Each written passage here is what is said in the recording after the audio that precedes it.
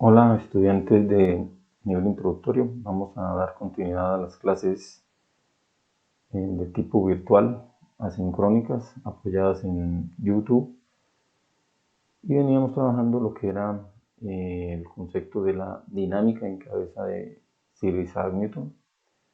Ya vimos la trilogía newtoniana o las tres leyes en las que se soporta precisamente la dinámica, y la idea es hoy interactuar con algunas fuerzas, algunos tipos de fuerza. Entonces, vamos a hablar previo a los tipos de fuerzas para poder hacer un manejo de tipo gráfico. Vamos a hablar de los diagramas de cuerpo libre.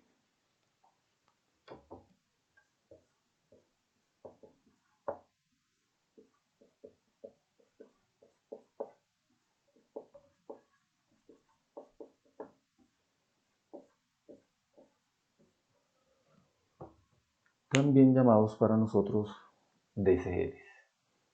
Vamos a definir qué es un diagrama de cuerpo libre para que por favor vayan tomando nota. Es una representación gráfica de tipo cartesiana. En esto pues René Descartes ya había aportado precisamente las condiciones para este tipo de trabajos. Entonces es una representación gráfica de tipo cartesiana en el que se hace un análisis de las fuerzas que están actuando en uno o en los focos del sistema. Entonces, para que vayan tomando nota de eso, por favor. Tal vez lo nuevo ahí es foco. Entonces, para que tomen también nota, por favor, foco. Y no el foco geométrico que hemos visto en secciones cónicas, sino un foco de tipo físico. Entonces, el foco es un lugar o posición en el espacio donde confluyen fuerzas, punto y seguido. Entender por confluyen, salen o entran fuerzas. Entonces,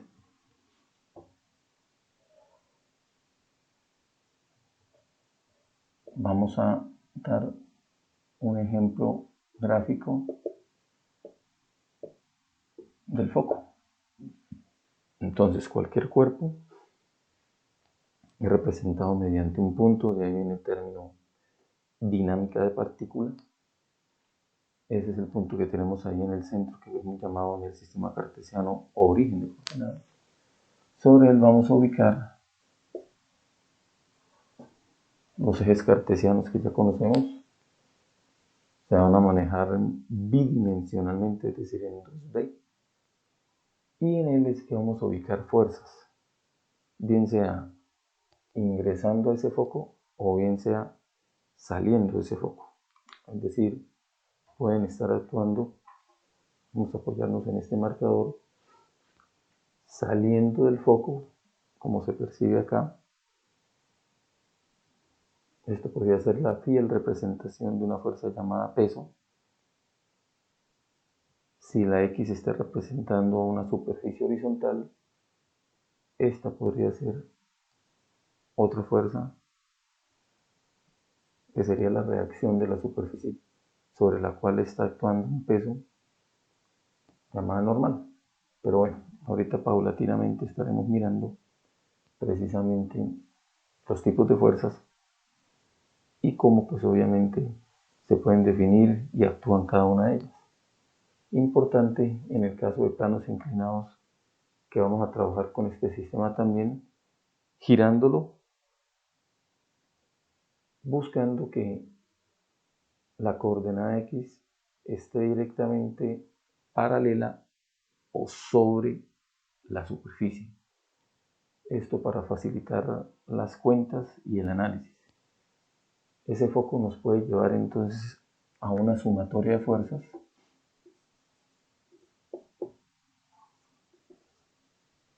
en X y fuerzas en Y, de la cual pueden salir dos ecuaciones y en el caso de existir dos preguntas, poderse resolver el sistema mediante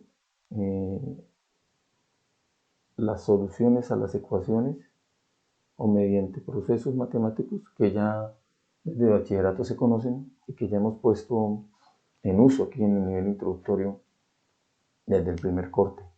En análisis dimensional, con el manejo de la igualación, en análisis dimensional con el manejo de la reducción, en cinemática con manejo de la igualación y ahora en dinámica con manejo de las sustituciones. Es decir, le estamos dando un recorrido a tal vez tres de las maneras en que se pueden solucionar sistemas de ecuaciones, donde máximo en cinemática llegamos a cuadráticas, es decir, cuando la variable o el término independiente esté elevado máximo al cuadrado.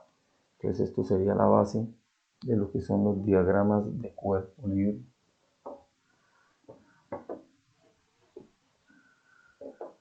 Y ahora vamos a hablar de tipos de fuerzas.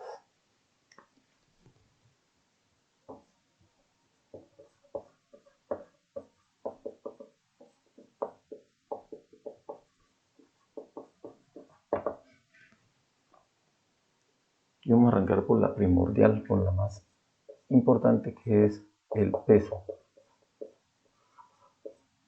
Lo vamos a representar con una letra W minúscula que viene en inglés weight. Y bueno, la definición sería, para que tomen también nota de una manera pues precisa. El peso es una fuerza, obviamente por ser un tipo de fuerza, el peso es una fuerza que se genera debido a la acción de la aceleración gravitacional del cuerpo celeste, en este caso entiéndase el planeta Tierra, sobre la masa de los cuerpos que se encuentran sobre o cerca de su superficie. Entonces, de entrada ya estamos diciendo que siendo una fuerza, las fuerzas son vectoriales. Entonces el peso es un vector. Entonces es importante tener en cuenta que debe tener magnitud, dirección y sentido. Y ese vector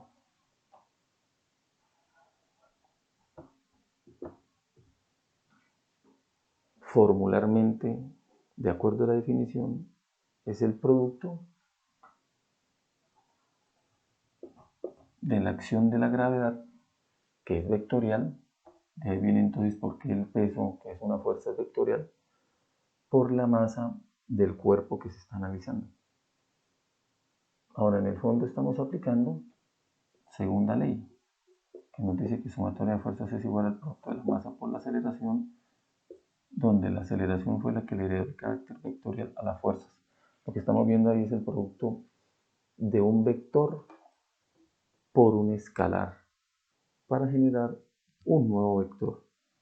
La masa es una cantidad escalar, la aceleración es una cantidad vectorial cinemática, pero su producto nos lleva a una nueva variable que en este caso es de tipo dinámica, que también es un vector. Entonces dense en cuenta que aquí, para el caso del peso, la aceleración es un caso particular llamado aceleración gravitacional o también gravedad, y la fuerza pues es el caso particular llamado peso.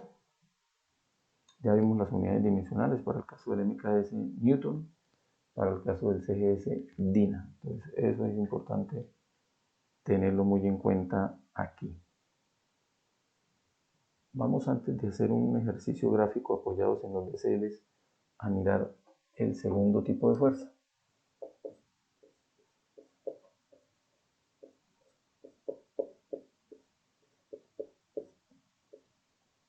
La normal,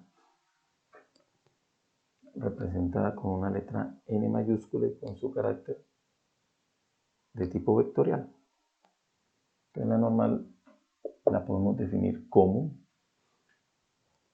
es la reacción de la superficie que contiene al cuerpo analizado,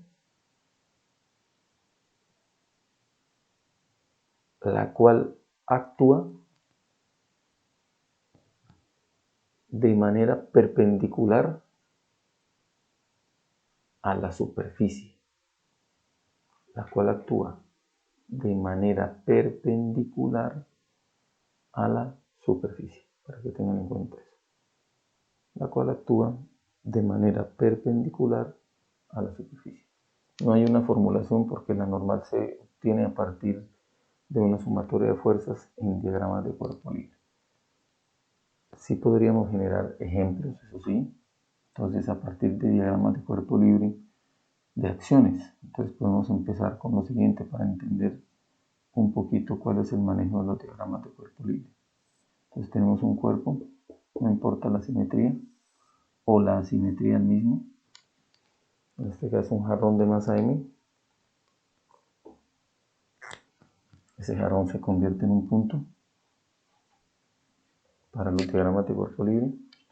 Y sobre él están actuando fuerzas. ¿Cuál? Sobre la masa de ese jarrón está actuando la aceleración gravitacional de la Tierra, generando un peso. Ya habíamos dicho que el peso heredó el carácter vectorial de la gravedad. Y la gravedad siempre apunta hacia el centro de la Tierra. Por ende, el peso también siempre apunta hacia el centro de la Tierra, que es lo que estamos percibiendo, notando ahí. Esa sería la acción. Entonces el peso es una acción, de paso estamos dándole un espaldarazo a la tercera ley de Newton. La reacción la genera la superficie, ¿cierto? Perpendicular a la superficie y por condiciones de tercera ley opuesta a la acción con la misma magnitud, en este caso denominada normal. Entonces estamos viendo un buen ejemplo, por lo general es el que trae los libros, relativo al peso y a la normal, pero en un plano de tipo horizontal. ¿Qué ocurre si estamos en un plano inclinado?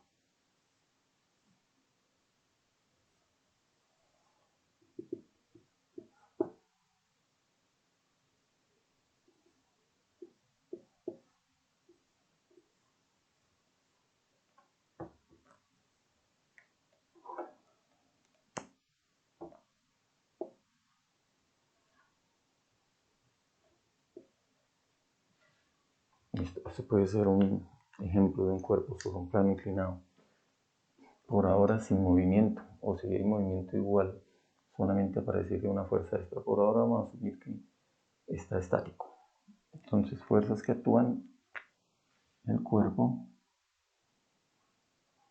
se convierten entonces en una partícula. Esto se puede extraer, obviamente lo vamos a ver más adelante. Sobre él actúa la acción gravitacional de la Tierra, generando un peso. Y de manera perpendicular a la superficie, la reacción de la misma, denominada normal.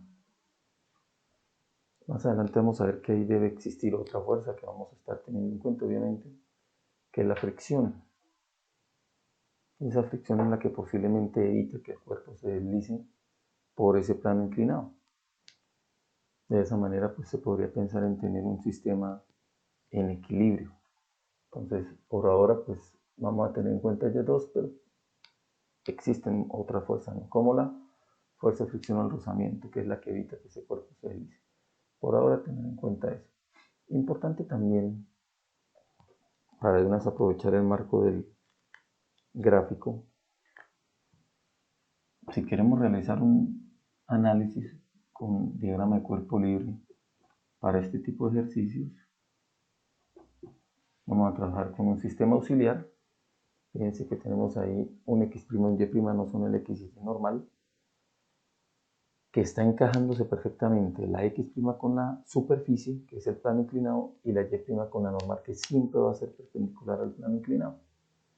Entonces, si tenemos más fuerzas como el rozamiento, que es obviamente paralelo al movimiento o al posible movimiento que tenga el cuerpo, pero en sentido contrario, que es una reacción, pues estaría directamente sobre el eje X'. Y la normal está encajando sobre Y'. El único que estaría por fuera de este sistema sería el peso, como se pueden dar cuenta. Entonces, en un análisis es mucho más sencillo trabajar con ese sistema auxiliar que trabajar con nuestro típico sistema, que ya vimos previamente que sería X horizontal y Y vertical. Vamos a trabajar con un sistema auxiliar que permite obviamente reducir manejos matemáticos. Es decir, en este caso tendríamos directamente sobre los ejes la normal y la fuerza de fricción, y posiblemente si se le dio o si se le está dando un empuje, la fuerza aplicada paralela obviamente al plano. Y la única fuerza que estaría por fuera de este sistema sería el peso, ahorrando o facilitando los procesos para no tener que hacer tantas descomposiciones. Esas descomposiciones pues ya las trabajamos en el capítulo 1 cuando hablábamos de movimientos, desplazamientos consecutivos, pero ahora lo vamos a trabajar en el concepto de la fuerza. Otra cosa importante es el poder trasladar ángulos. Fijémonos que acá tenemos un triángulo rectángulo. Yo creo que ya lo están percibiendo muy bien. Y fijémonos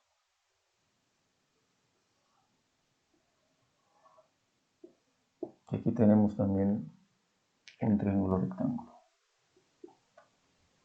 Entonces, por relación de triángulos, este ángulo es este ángulo, ¿cierto? Este ángulo es este ángulo. Entonces, por relación de triángulos, este ángulo que tenemos acá es este mismo. Y eso nos permitiría hacer una descomposición de ese peso, teniendo en cuenta entonces una componente del peso en Y' y una componente del peso en X'. Y de esa manera poder hacer una sumatoria de fuerzas tanto en X como en Y.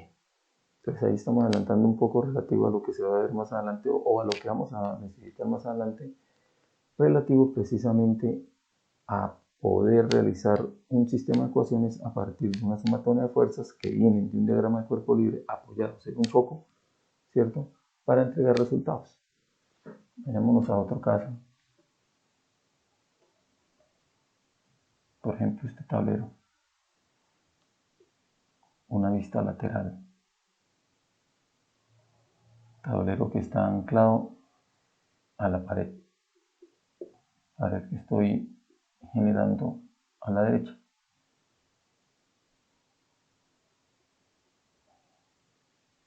Vamos a hacerle un zoom, es decir, esto de aquí es el tablero. Ese tablero tiene una masa. Sobre esa masa actúa la aceleración gravitacional de la Tierra generando un peso, ¿cierto? Ahora, la reacción perpendicular a la superficie que está conteniendo el cuerpo está normal.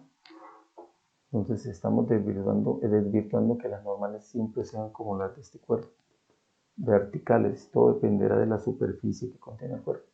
Obviamente aquí hay otros tipos de fuerzas, por ejemplo estos, que son las fuerzas de empotramiento, tornillos, pines, etcétera, que son los que permiten que este tablero esté anclado a la pared. Entonces, por ahora, pues las básicas son la acción de la gravedad actuando sobre la masa llamada peso y la reacción de la superficie llamada normal, que estarían a 90 grados. Entonces estamos desde una opción que estaba a 180 grados, pasando por otra donde es menor de 180 y llegando a otra donde estamos viendo que es de 90 grados. Vamos a ir a otra acá, aprovechando el espacio. Por ejemplo, la bombilla que en sus lugares donde se encuentran les permiten tener un lugar iluminado para nuestro estudio. Entonces, una bombilla que cuenta con un plafón. Ese plafón está anclado a la placa o al techo. Y del plafón tenemos un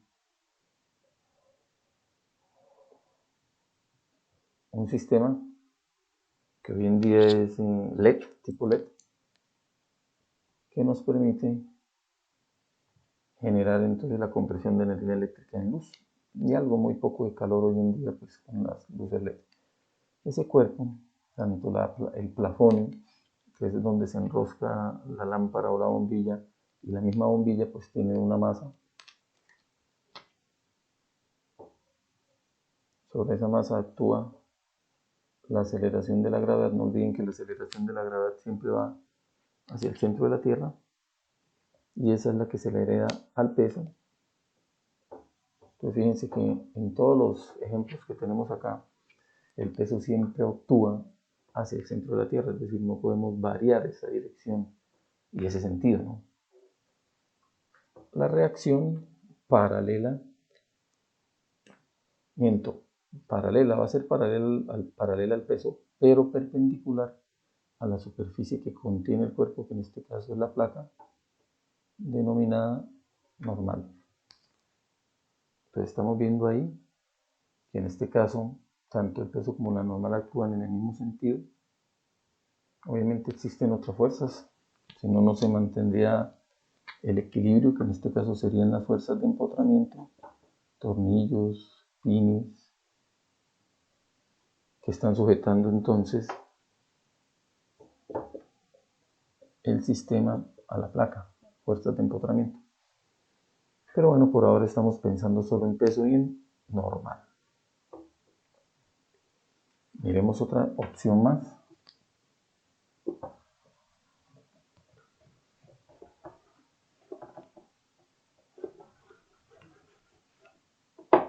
Y trabajemos con un cuerpo que está precisamente interactuando con un cambio de ángulo. Por ejemplo, un cuerpo esférico, una bola de billar, una bola de boliche, que esté directamente interactuando con el plano horizontal y con el plano inclinado, que eso pues un cuerpo esférico lo permite. Entonces sobre la masa de este cuerpo está actuando la acción gravitacional de la Tierra para generar un peso. Y bueno, algo que vimos fue que la normal es la reacción de la superficie que está conteniendo el cuerpo. En este caso son dos superficies que contienen el cuerpo. La básica, que sería esta, que la voy a llamar normal 1, perpendicular a esta superficie, pero aquí hay otra más,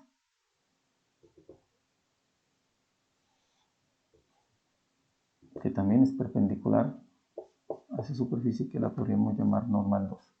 Entonces en el caso de este plano doble, en el cual el cuerpo esférico está interactuando en dos puntos, entonces habrían dos reacciones a partir de la superficie llamadas normal 1 y normal 2.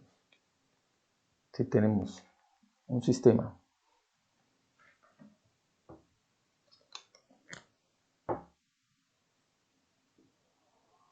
estilo canal, que lo estoy generando, puede ser que tenga un ángulo diferente.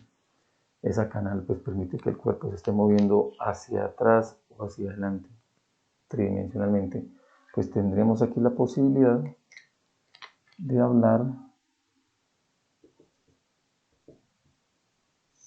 de otra normal más, una normal 3, y así sucesivamente. Si el cuerpo está siendo interactuado o si el cuerpo toca 4, 5, 6 superficies simultáneamente, que solo puede realizar un cuerpo esférico, pues tendríamos ese mismo número de normales, es decir, las normales son infinitas. Si tenemos un cuerpo esférico que está directamente encajado en un tubo como de PVC de sección circular, pues hablaríamos de infinitas normales, ¿no? Eso en cuanto a la normal. Vamos a hablar ahora de otra fuerza que incluí, o al menos alcancé a nombrar en los ejemplos que estábamos tocando acá, que es la fuerza de fricción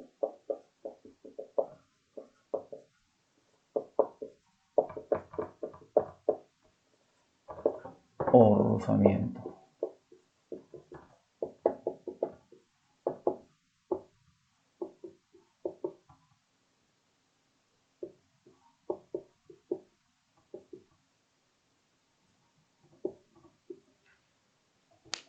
que la podemos denotar de estas maneras. F sub Fr o F sub L. Fuerza de fricción o fuerza de rozamiento. Definámosla. Entonces, 2 puntos. Es la reacción generada por la interacción entre el cuerpo analizado y la o las superficies en contacto con el cuerpo.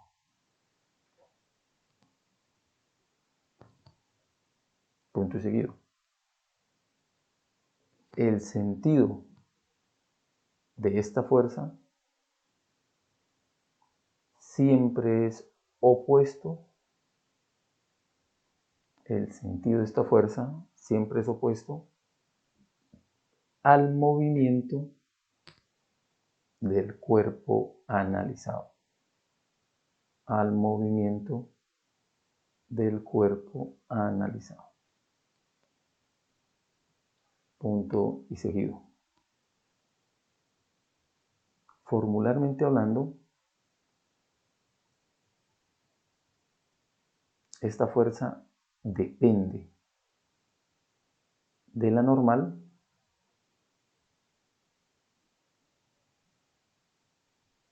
y del tipo de material de las superficies en contacto. Depende de la normal y del tipo de material de las superficies en contacto y de lo pulida que se encuentre la superficie. Punto y aparte. Hay más motivos, pero para la fricción sólido-sólido, que es la que estamos trabajando, solo serían esos dos. Entonces la fuerza de fricción, también llamada fuerza de rozamiento, acabamos de decir que depende de la normal. Entonces, si hay normal, debe haber una fuerza de fricción o de rozamiento. Además, depende del tipo de material de las superficies en contacto y de lo pulida que se encuentra la superficie. Eso se traduce en un factor que es una constante de rozamiento. Entonces ese μ es una constante de fricción o de rozamiento, también llamado coeficiente. Entonces constante de fricción o rozamiento o coeficiente de fricción o rozamiento. Cualquiera de las dos opciones es viable. Tiene valores. Su dominio de funcionamiento oscila entre 0 y 1. Es decir, no hay valores por debajo de 0 ni superiores a 1. No es negativo. Si tiende a 1, entonces la superficie es muy rugosa. Si tiende a 1, si tiende a 0, la superficie es muy lisa. Por eso en ocasiones cuando se desprecia la fracción, pues se asume como 0. Y si se asume como 0 ese coeficiente, 0 por la normal, nos indicaría que la fuerza de fricción es nula. Para muchos ejercicios, la fricción se anula porque es mínima. Por ejemplo, la cuchilla de un patín para pistas de hielo. La interacción es mínima, entonces en ocasiones puede llegar a asumirse como 0. Cuando nosotros estamos en contacto nuestros pies con el calzado, con el piso, hay un área de contacto ya mucho mayor a la cuchilla de un patín. Entonces ya puede ser que no podamos despreciar la acción de esa fricción o ese rozamiento entre el calzado nuestro, que obviamente está soportando la carga de todo nuestro peso con respecto a la superficie. Ahora, existen dos tipos de coeficiente de fricción. Lo voy a borrar acá.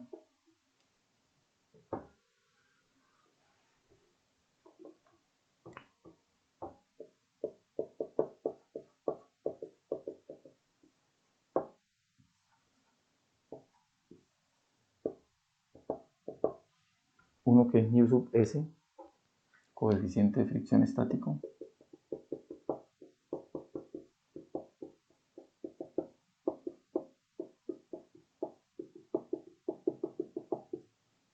y μ sub k, coeficiente de fricción cinético. Cada uno de ellos obviamente funciona con algunas condiciones. En el caso del coeficiente de fricción estático, estamos hablando de un coeficiente en un estado de equilibrio. Es decir, estamos hablando de la posibilidad de trabajar con estados de tipo inercial o primera ley de Newton. Entonces, para los coeficientes de fricción estático, solo cuando la aceleración es nula, que es sinónimo de primera ley. Entonces, ¿qué significa? O que el cuerpo está quieto o que el cuerpo se mueve a velocidad constante. Entonces, estaríamos hablando de un coeficiente de fricción estático. El coeficiente de fricción cinético pues llena el vacío que deja el anterior. Es cuando hay aceleración, es decir, segunda ley de Newton. Entonces de ahí viene que podríamos hablar de una fuerza de fricción estática que va acompañada obviamente del coeficiente de fricción estático por la normal, y de una de fuerza de fricción cinética que sería acompañada de un coeficiente de fricción cinético por la normal. De acuerdo a esto, la teoría nos dice que el coeficiente de fricción estático es levemente superior al coeficiente de fricción cinético. Entonces, coeficiente de fricción estático levemente superior al coeficiente de fricción cinético. Motivo: siempre es más complejo sacar de su estado inercial a un cuerpo que tratar de mantenerlo en su estado de movimiento no inercial. ¿Me explico? Si tenemos un cuerpo quieto con aceleración cero, ¿cierto? Y tratamos de sacarlo de ese estado de quietud, podemos guiarnos aquí con esto. Tratamos de que este marcador salga de su estado de quietud, pues es necesario la aplicación de fuerza. Esa fuerza lo que tiene que hacer es superar toda esa cantidad de imperfecciones que hay entre los dos cuerpos a escala microscópica. Con un microscopio veríamos que esto no es plano ni esto es plano. Entonces, lo que queremos es que la fuerza supere esa cantidad de imperfecciones para lograr generar un movimiento. Pero una vez se genera ese movimiento, ya es más fácil mantenerlo. Entonces, los coeficientes de fricción estático van a ser levemente superiores al coeficiente de fricción que se logra cuando un cuerpo ya está en movimiento con una aceleración o una desaceleración determinada. Otro ejemplo que yo siempre tengo en mi manga, llamémoslo así, es un cuerpo cuando, por ejemplo, un carro está varado. Esos cuerpos de esos jeeps antiguos, ¿cierto? CJ6, que tienen pues obviamente una masa muy representativa, es decir, son muy pesados y que se vararon, y que por lo general pues hay necesidad de aplicarles un empujón para poder hacer la acción de que encienda por rodamiento, llamémoslo así. Entonces, para tratar de sacarlo del estado de quietud, necesitamos varias personas que empiecen a aplicar un esfuerzo sobre el mismo, ¿cierto? 2, 3 personas tratando de sacarlo de su estado de quietud. Pero una vez empieza a moverse, puede ser que esas 2 o 3 personas, una se quite y logren mantener el movimiento las otras 2, o si acaso solo una. Y eso estando sobre un plano horizontal, ni siquiera pensando en un plano inclinado, sino en un plano horizontal. Entonces es mucho más dispendioso tratar de sacar un cuerpo de su estado de equilibrio, que es quietud, un movimiento uniforme rectilíneo, a tratar de mantener un movimiento uniforme acelerado. Eso para condiciones precisamente de lo que abarca el concepto de fuerza de fricción o rozamiento. Ahora, dependencia, que ya la nombramos ahorita, pero volvamos a colocar. ¿De qué depende el coeficiente de fricción? Entonces, dependencia.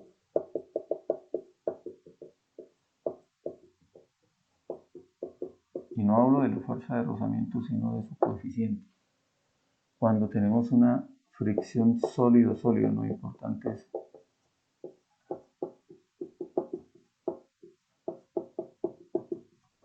decir, no estamos involucrando el movimiento, por ejemplo, un submarino cuando está surcando en el fondo de los océanos o los mares, que sería una fricción sólido-líquido, o un auto cuando incluimos la posibilidad del rozamiento con el aire, o un avión cuando se está desplazando a velocidad de crucero a una gran altitud.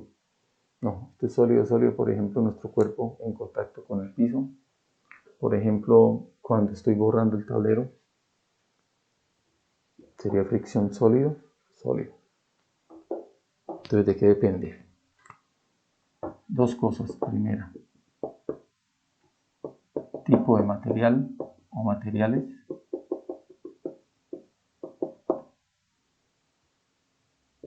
Entonces, ustedes pueden encontrar en la web tablas relativas al rozamiento entre un material con otro material, que puede ser madera, por ejemplo, o un material con otro material diferente, que puede ser, por ejemplo, madera-metal, plástico-metal, plástico-cerámico. Entonces, todo eso ya se encuentra en tablas donde nos indican en promedio y en teoría los valores del coeficiente. Y lo otro, de lo pulida que se encuentra en la superficie.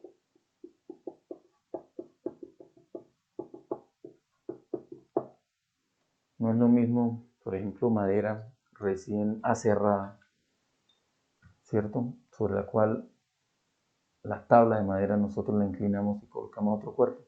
Puede ser que tengamos ángulos muy elevados y el cuerpo ni siquiera se mueva, debido a la rugosidad de la superficie. Pero si esa madera, esa tabla, la pulimos, le echamos tapaporo, laca, pues cada vez la hacemos más lisa, y eso pues obligaría a que el cuerpo, hasta con ángulos inferiores al que trabajamos previamente con una madera simplemente aserrada, se deslice sobre ese plano inclinado. Entonces, esos son los dos motivos de por qué pues, el coeficiente de fricción puede variar.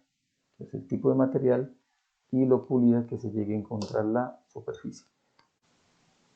Bueno, para darle una explicación un poco más clara a lo que tiene que ver con la diferencia de la fuerza de fricción estática y la fuerza de fricción cinética, pues estamos viendo aquí algo muy claro, y es, en el caso del manejo estático, la fuerza pues tiene un comportamiento lineal o progresivamente creciente.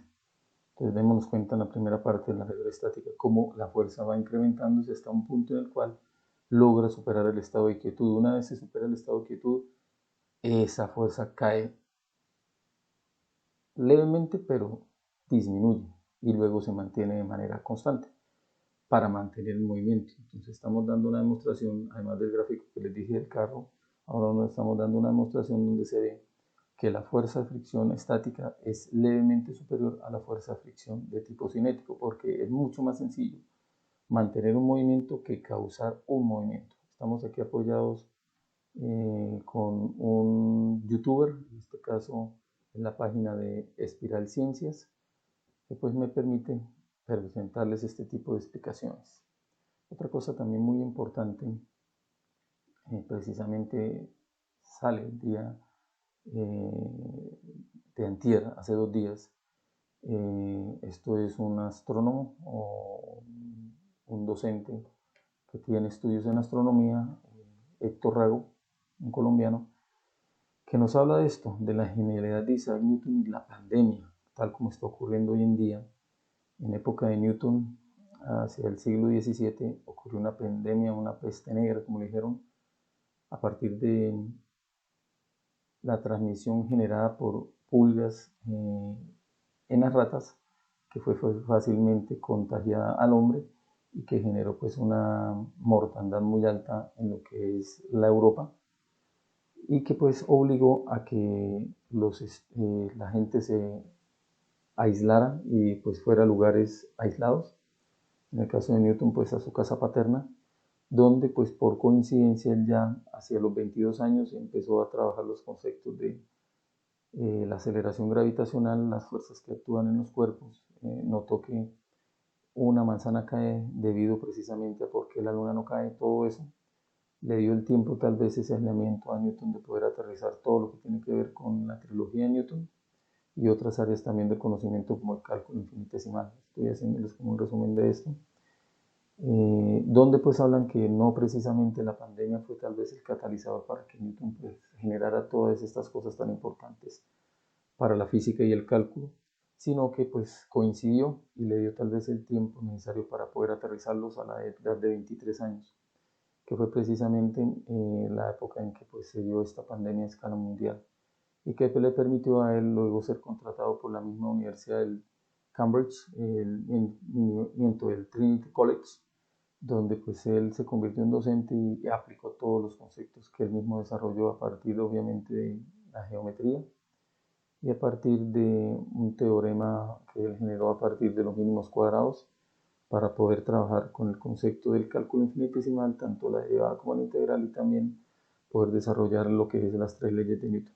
Bueno, vamos a dejar por acá, nos faltaría solo una fuerza que es la tensión. Entonces, apenas comenzamos la siguiente sección, hablaremos de la tensión y empezaremos a trabajar con ejercicios de dinámica.